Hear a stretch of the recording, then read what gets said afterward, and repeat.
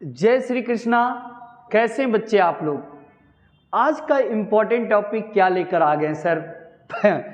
आज का important topic क्या है? बहुत ही इंटरेस्टिंग है, मज़ा आएगा, सुनते हैं। सर आज का टॉपिक जो है जिसका नाम है बैंकिंग ट्रांजैक्शन। इस ट्रांजैक्शन के ऊपर हम कम से कम 18 या 19 बैंकिंग ट्रांजैक्शन आपको एंट्री करवाएंगे। अभी हमने सिर्फ छोटा 5 ट्रांजैक्शन लिया है। स्टार्ट करते हैं और आप पेशेंस के साथ सुने, बहुत ही इंपॉर्टेंट इंफॉर्मेशन है आपके लिए, क्योंकि बैंकिंग ट्रांजैक्शन है क्या? सर बैंकिंग ट्रांजैक्शन का एंट्री हम पास करेंगे कैसे रिकॉर्ड करेंगे? तो देखो यहाँ पर मैंने 5 ट्रांजैक्शन लिखा है और यहाँ पर date, particulars, LF, debit, credit मैंने लिख कर रखा हुआ। 5 कॉलम्स होते हैं, आपको पता है। पहला ट्रांजैक्शन लेट नहीं करते हैं, एकदम सिंपल तरीके से। मुन्ना मैं पहले भी बताऊं, समझ में आएगा बेटा। सर आपने क्या किया, बैंक में अकाउंट ओपन करवाया और 10,000 रुपया आपने बैंक में जब अकाउंट ओपन करवाया तो जमा कर लिया।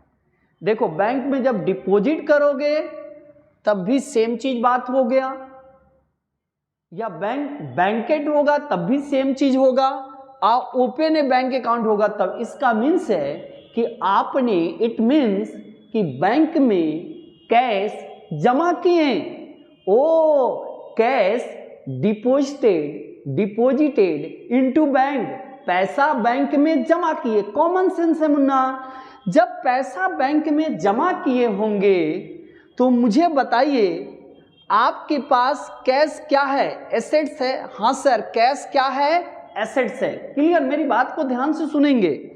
सर जैसे ही बैंक में, सॉरी आपको यहां पर हाँ, आपने पैसा बैंक में जमा किए होंगे तो आपने बिजनेस से क्या निकाल लिए होंगे? कैश। कैश बिजनेस से चला गया तो कैश बिजनेस के लिए क्या है? एसेट्स है। तो एसेट्स बढ़ता है तो डेबिट, घटेगा तब क्या होगा? क्रेडिट। इसका मीन्स है कि पैसा आपने बैंक में जमा किए तो बैंक अकाउंट डेबिट हो गया। वाह, गुड, एक्सीलेंट सर।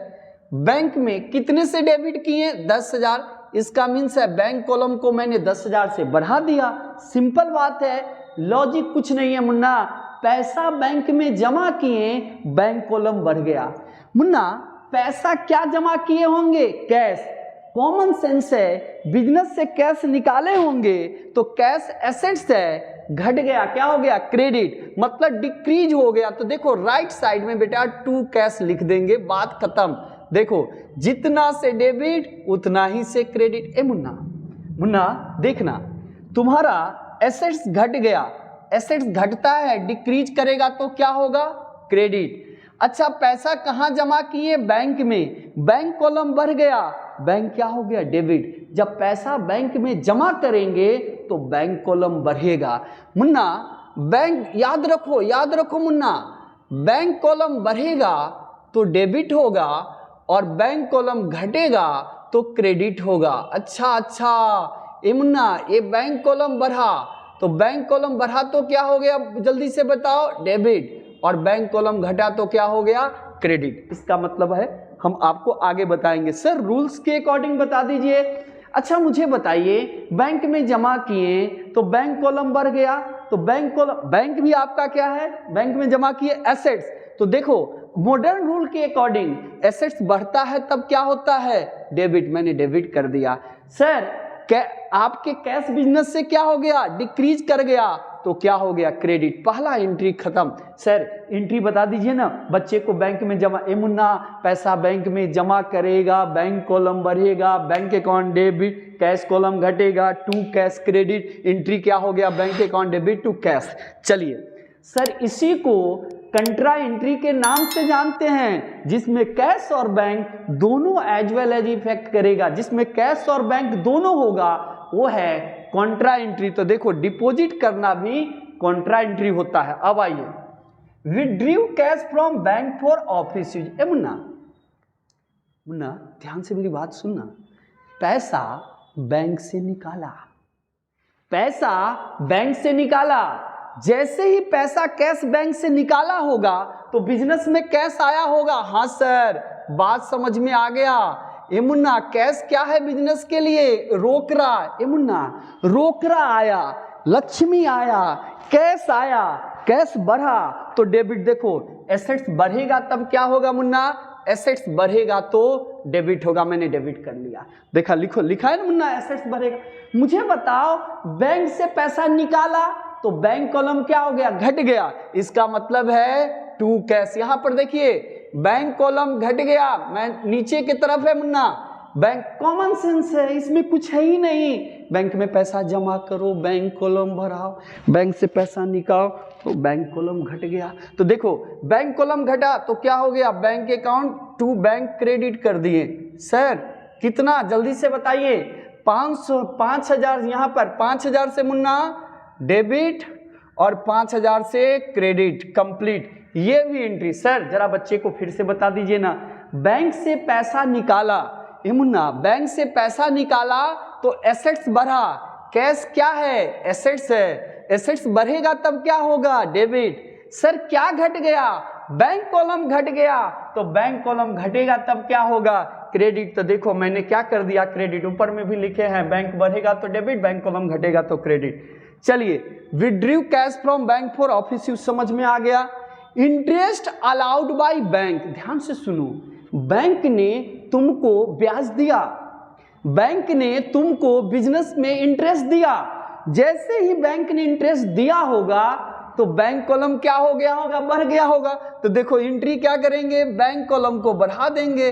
लिखो बैंक अकाउंट डेबिट। ए मुन्ना, हे मॉडर्न रूल से जानते हैं ना sir, bank account debit, bank column बढ़ गया।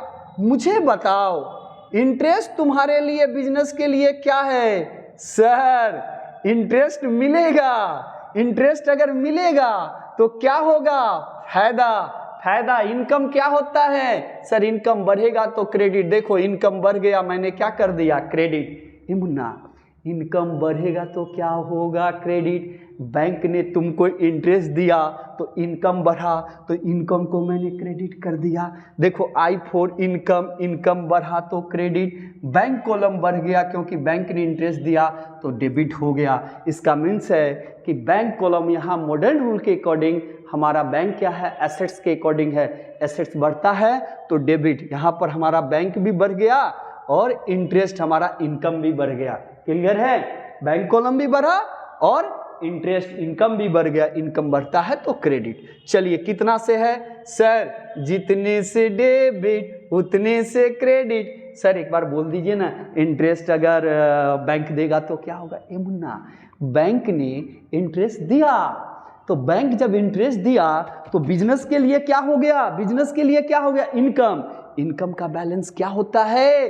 क्रेडिट। तो मैंने क्या लिखा? To interest. क्या बढ़ गया? इंटरेस्ट दिया, बैंक कॉलम बढ़ गया। तो कुछ चीजें इंपॉर्टेंट है, ध्यान रखिए। बैंक जब तुमको कुछ इंटरेस्ट देगा, बैंक इंटरेस्ट देगा तो बैंक कॉलम बढ़ेगा। बैंक में पैसा जमा करेगा तो बैंक कॉलम बढ़ेगा। याद रखिएगा। अब बैंक तुमसे कमीशन, चार्ज, खर्चा काटेगा तो बैंक पेमेंट करेगा, बैंक से पेमेंट होगा तो बैंक कॉलम डिक्रीज हो जाएगा। क्रेडिट, ये देखो यहां पर मैंने ये बात लिख दिया हूं, याद कर लेना मुन्ना। चलो, रेंट पेड बाय चेक। अच्छा मुझे बताओ, आप अपने खर्चा को, रेंट को आप बिजनेस का ऑनलाइन पेमेंट कर सकते हो, चेक से पेमेंट कर सकते हो?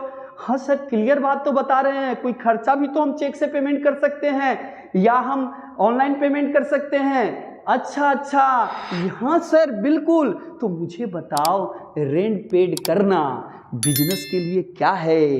खर्चा है मुन्ना। खर्चा को हम क्या करते हैं रे मुन्ना? जल्दी बताना। ए सर, कसम खाए हुए हैं, all expenses and losses are debited. तो खर्चा का बैलेंस डेबिट होगा। मुझे बताओ, तुमने किस चीज से पेमेंट किया?